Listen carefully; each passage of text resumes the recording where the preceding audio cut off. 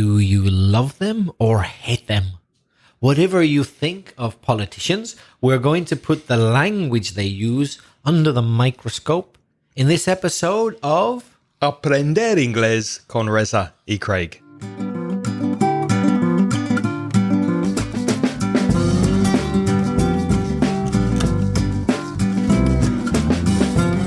Welcome to Aprender Inglés with Reza and Craig. I'm Reza. And I'm Craig. With over 45 years of teaching between us, we're going to help you perfect your pronunciation, grow your grammar, and vocalize your vocabulary. Are you well, Reza? I'm not bad myself, yes. I'm getting ready. I'm mentalizing. Is that the word? Mentalizando? No, mentalize. No. I invented that, isn't it? How can I say that? I'm Imagining? Getting myself ready. Psyching yourself up. Psyching myself up, preparing myself to talk about politicians. But somebody has to talk about them, right?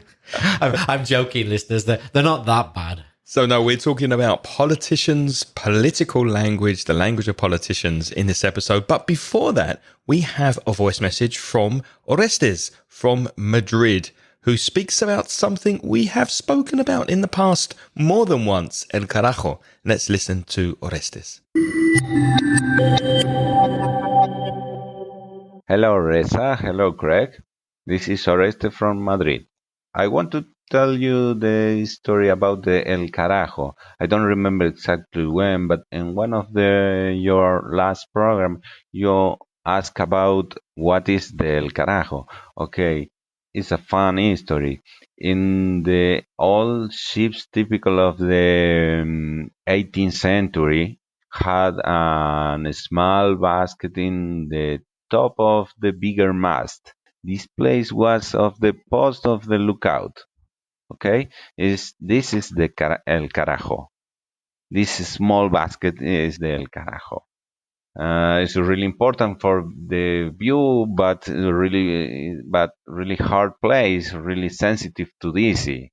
Everybody in the ships fear to the captain send him to the El Carajo. Well, that is the history. Thank you for listening to me. Yes, we've had quite a bit of feedback from that episode, which was 150, about expressions from the sea. So if you want to listen to that again, it's inglespodcast.com/150, episode 150. So thank you for your explanation, Orestes, about the carajo, which is the basket at the top of the mast, the mástil on a ship, where the lookout, puesto de observación, used to be looking out for ships approaching. Any comments on Orestes' message, Reza? Anything he could improve on? Thanks, Orestes. That was a good message, but there maybe are a few things you could improve.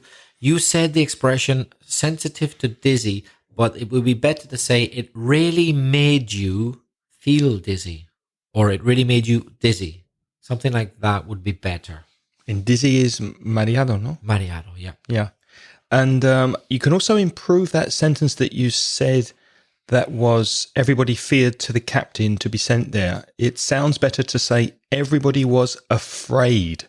So use the adjective afraid. Everybody was afraid to be sent there by the captain. Or you could use of, so to be afraid of something. Everybody was afraid of being sent there by the captain. Also, Orestes, you said that was the history of the carajo, el carajo, lookout observation post. But I would say it was the story, not the history, the story, because in English they're not the same. History is like for big events, like the history of the Second World War, the history of Spain. But if you're just talking about one little topic like el carajo, then we would use the story. Also, if you're telling something like a cuento, if you're telling something, then you'd tell a story. So let me tell you the story of, etc. And one final thing, Orestes, you said, thank you for listening to me. Remember to use the gerund after prepositions. So for is a preposition, for listening. Thank you for listening to me.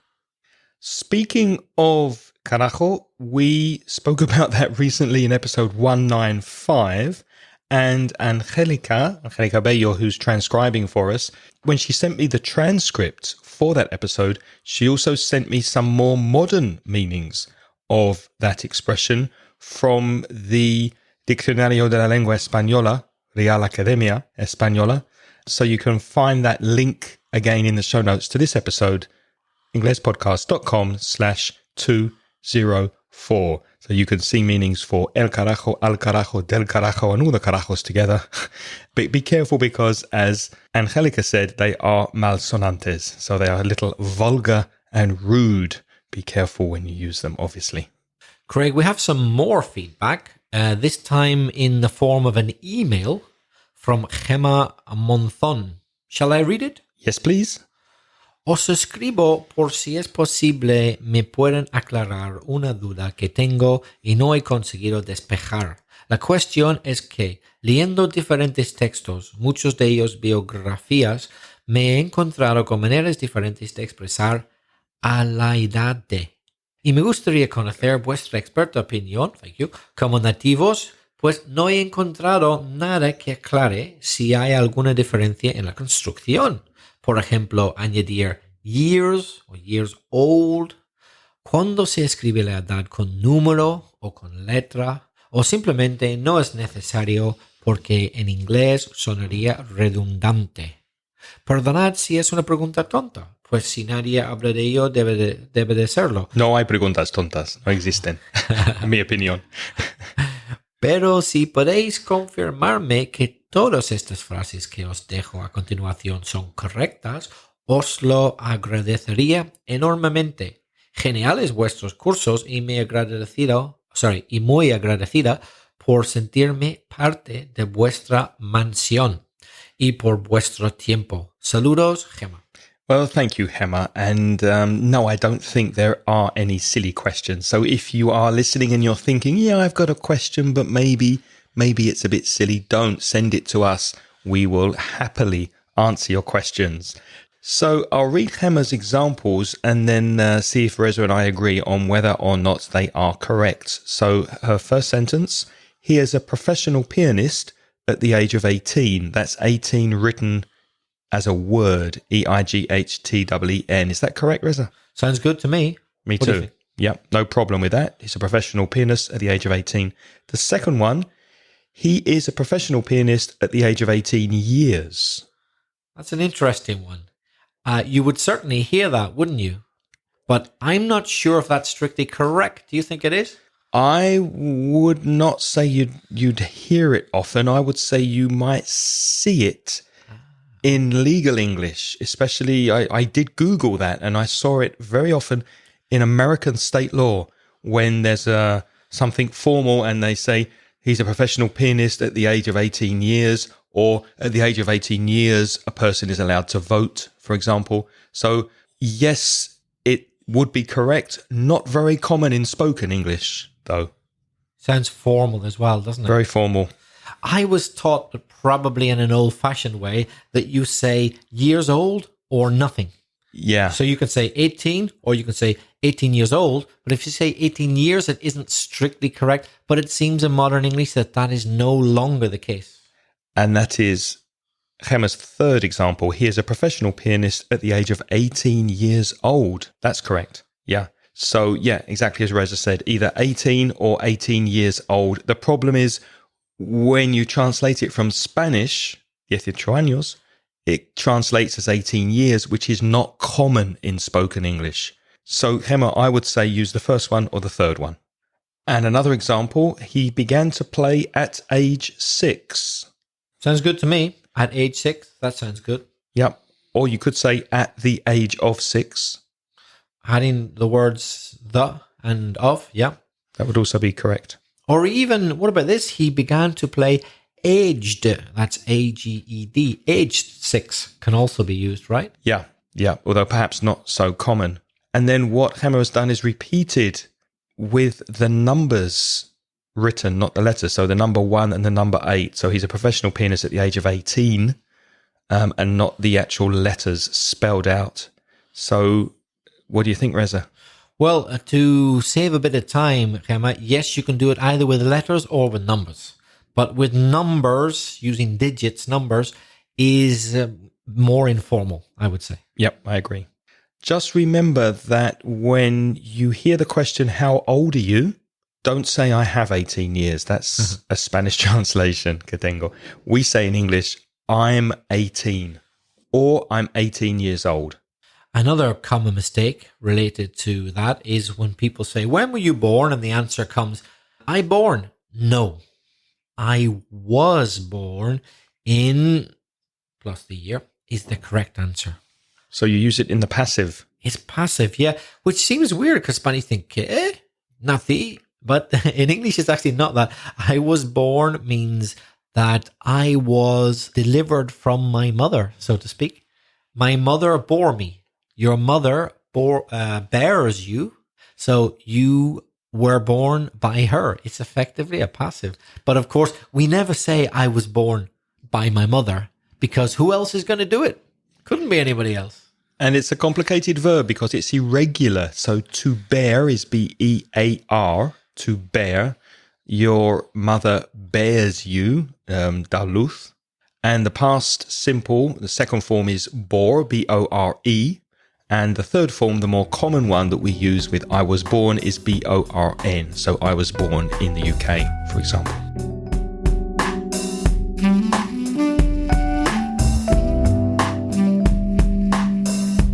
We've got a little bit more feedback, this time a voice message, an interesting voice message from Alex Cuadra from Nicaragua. Hi Craig and Reza, I want to thank you very much for help the community to improve our English skills. Well, I record this audio for ask you about political vocabulary. Sometimes I hear a complex vocabulary in politician speeches, and I want to know about it. So, best regards from Managua, Nicaragua. Thank you very much for your message, Alex. It's really nice to hear your voice, and thank you for being a Patreon of the podcast. Yes, thanks very much, Alex. And we're going to try and answer your question, even though we're not quite sure you really want to hear what politicians say, but we'll tell you how to understand them anyway if you insist. So, Alex, if you're a relatively new listener, you may be interested in going back to episode 89, in which we spoke about politics and government. So to find that episode on the webpage, go to inglespodcast.com/89. We've collected some language, but I must say that credit goes to George Carlin for the language of politics speech that he gave to a group of journalists and people from the press. And I will link to that video on YouTube at the end of the episode. But some of this language and the way George Carlin sees it being used, I think, is quite funny. So this language is a little bit complicated and involved. If you would like more basic vocabulary and language of politics, again, go back and listen to episode 89. Politicians do not tend to say things. They tend to indicate. So they would not say, for example, as I said yesterday, they might say, as I indicated yesterday. Or perhaps as I suggested yesterday. So instead of saying, let me say, they could say, for example, let me suggest. Or let me suggest that, as I indicated yesterday. So the language becomes more complicated. And the more complicated it becomes, really, the more meaningless, sin sentido, it becomes. Because maybe some politicians want it that way. If you say to someone, as I said yesterday, the word say it's a big thing. If you said something, well, then you said it. You can't deny that you've said it. But if you suggested or indicated something, well, you didn't necessarily say it. You may have indicated it, but you didn't say it. So no one can say to you, you said, no. I may have suggested it. I may have indicated. So I think it's a way of avoiding blame, culpabilidad in the future so that no one can say, you definitely said that. They say, no, I indicated it. Yeah, it's not the same thing. It's not the same thing. And in a similar way, the easy or simple verb to decide could change to determine, or to make a judgment. Judgment is juicio, opinión, or maybe an assessment. So instead of saying, I haven't decided that yet, you might hear from a politician, I haven't determined that yet. Or perhaps, I haven't made a judgment on that yet, which really means I haven't decided. Yeah, or even simpler, it might mean, I don't know. Like, what's your opinion about such and such? I haven't made a judgment on that yet. They may not even know what you're talking about. And it's a way of buying time until they find out what you're talking about. And politicians also make assessments, which is also deciding. So to make an assessment, I haven't made an assessment yet, which means I haven't decided. You can tell somebody something, but if you're a politician, you might be more tempted to say advise. I advised him that I had made a judgment. When I've made an assessment, I will advise you. So avoiding the word tell, they use advise. So that's saying, I'll tell you when I've decided. I'll tell you when I've decided becomes, when I've made an assessment, I will advise you. And politicians don't usually answer people, they respond. So you might hear in the press, so far they have not responded. Or he hasn't responded to my initiative. Oh, initiative. There's a good word, Craig. What's an initiative? Well, an initiative, iniciativa, is a new course of action, but Carlin describes it as a political idea that isn't going anywhere. So you hear of politicians constantly speaking of initiatives, which are ideas they have that never really do anything or go anywhere or happen. So the real meaning of initiative is a new course of action, but in reality, it's not. Nothing's going to happen. If a politician says it, probably. So in political speak, when he responds to my initiative, I will review his response, take a position, and make a recommendation. Also, to read could be to review. So instead of reading a document, you would review it. And instead of having an opinion, a politician might take a position. For example, as soon as I review the report, I'll inform you of our position and make a recommendation. So when politicians make recommendations, that really means they give advice. Now, everybody in life every day has to do things. You do something. Not politicians. They address the problem in political speak. They say, we're addressing the problem. In other words, we're doing something. But to say that you're addressing a problem sounds more positive, like, oh, something final, something that's definitely going to work is going to be done. Not necessarily. It just means they're doing something. It's also very vague. If you hear we're addressing the situation, well, what does that mean? Are you doing something or are you not doing something? What does addressing mean? Is there something you're physically doing or not? It's not clear. It might even just mean that they're thinking about doing something, but that, I suppose, is addressing the problem. But they haven't actually done anything yet. And the next one is one of Reza's favorites, I think, to move forward, to proceed, to move forward. We're proceeding with an initiative, means we're moving forward. So one person might ask another, have you solved that problem? And a political answer could be, well, we're moving forward on that. But what does that mean? That doesn't mean anything. You've solved it. You haven't solved it. What have you done? Well, we're moving forward on that. Again, not very specific, very, very vague. An even better word than problem in political speak is a challenge. Everything seems to be a challenge because challenges are good things. So politicians like to meet the challenges. In other words, they try and do something about a problem. But, to rise to or to meet a challenge is like, oh, this is something difficult, but I'm a hardworking person and I'm going to work on it and we're going to do something positive. And finally, politicians obviously work in government, but that sounds a bit boring and very specific. Why not say that you're serving the nation? Oh, I serve the nation. Or perhaps I'm in public service. This idea that you're serving people is very common in political language.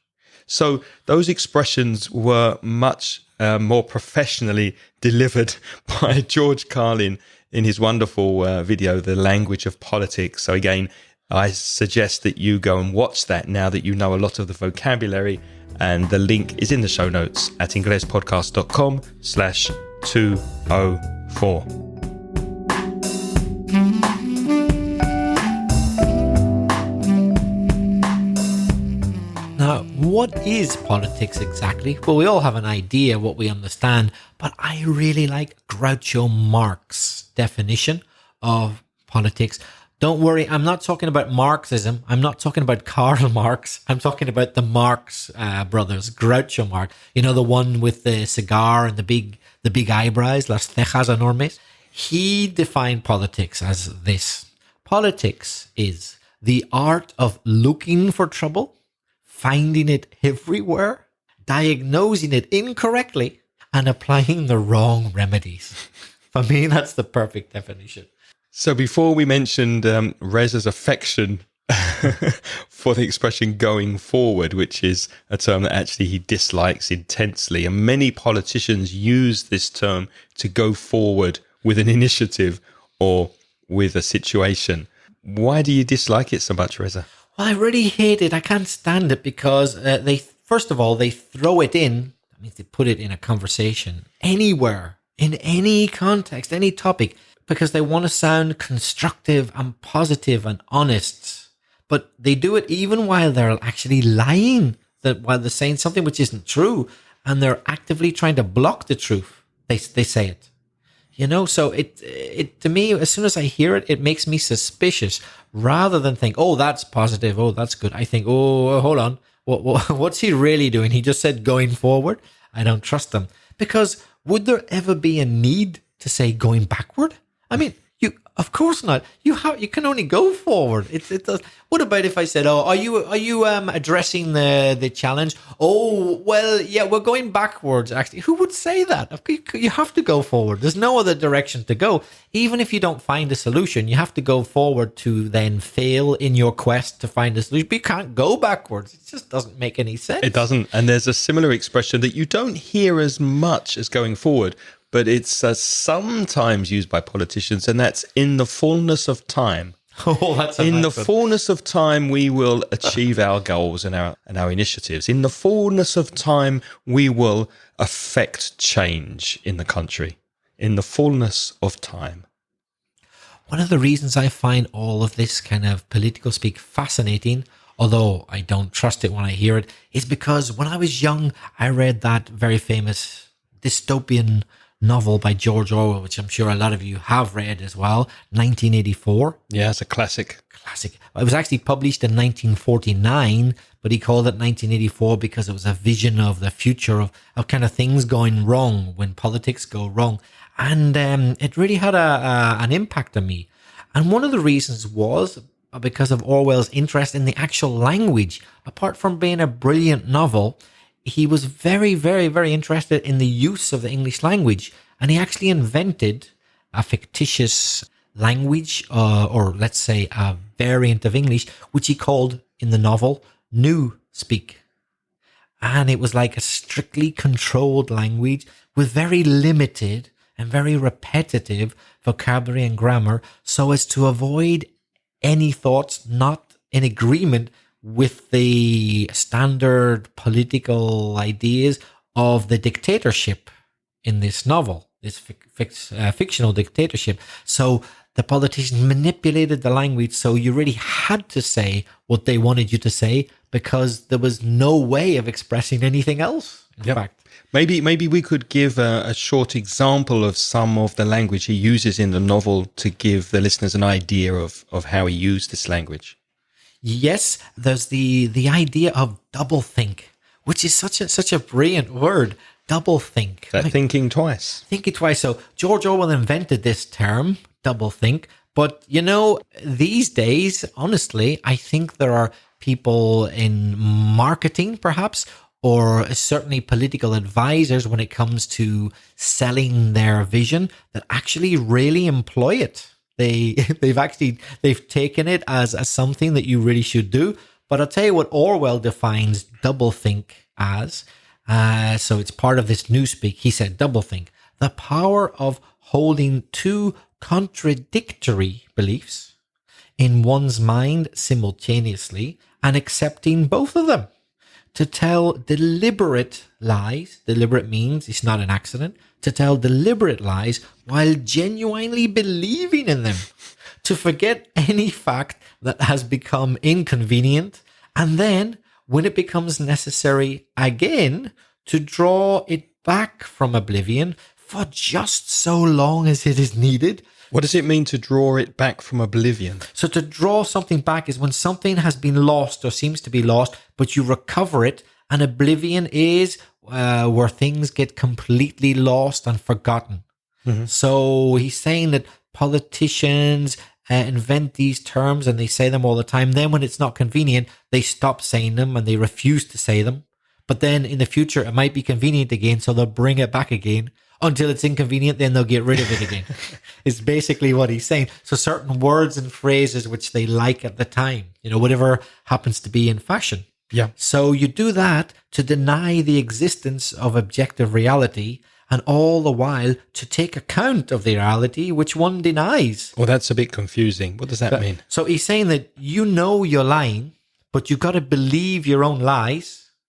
And these lies are to deny the fact that you're lying. So it's all deception. It's all deception. You don't even know yourself now when you're in doublethink. You don't know yourself if you're telling the truth or not, even though actually you've lied, but you're not sure if you've lied because you're lying to yourself. You don't even know. So even in using the word doublethink, Orwell says it's necessary to exercise doublethink. So you have to already be in it to use it because you're already doing it.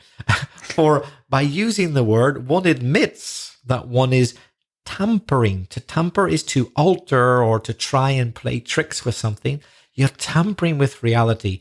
And by a fresh act of doublethink, one erases, you get rid of this knowledge, and so on indefinitely, with the lie always one leap, one jump ahead of the truth.